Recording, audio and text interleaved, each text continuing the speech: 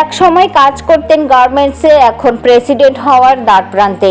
লি জে-মিয়ং এর এই চমকপ্রদ উত্থান শুধু দক্ষিণ কোরিয়াতেই নয়, আন্তর্জাতিক গণমাধ্যমেও আলোচনার কেন্দ্রবিন্দু। শিশু বয়সেই লি পরিবারকে সাহায্য করতে স্কুল ছেড়ে কাজ করেন কারখানায়। পরে আইনজীবী হিসেবে নিজেকে প্রতিষ্ঠিত করেন। সেই অভিজ্ঞতাই তাকে গড়ে তোলে সাধারণ মানুষের কণ্ঠস্বর হিসেবে।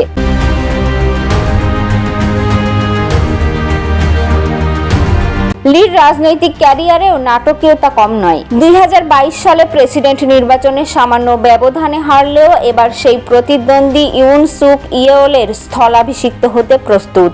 প্রেসিডেন্ট ইউনকে সামরিক আইন জারির অভিযোগে অভিশংসনের মাধ্যমে অপসারণের পরই নতুন নির্বাচনের পথ খুলে যায়। সেই প্রক্রিয়ায় নেতৃত্ব দিয়েছেন লি নিজেই।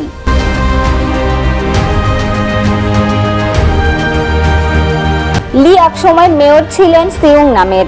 সেখানেই তিনি দক্ষিণ কোরিয়ার সবচেয়ে বড় কুকুরের মাংস বাজার বন্ধ করে দেন। এরপর গিয়ংগি প্রদেশের গভর্নর হিসেবে সফলভাবে দায়িত্ব পালন করেন। তবে তার বিরুদ্ধে রয়েছে একাধিক দুর্নীতির অভিযোগ, যদিও তিনি এসব অভিযোগকে রাজনৈতিক উদ্দেশ্য প্রণোদিত বলে দাবি করেছেন।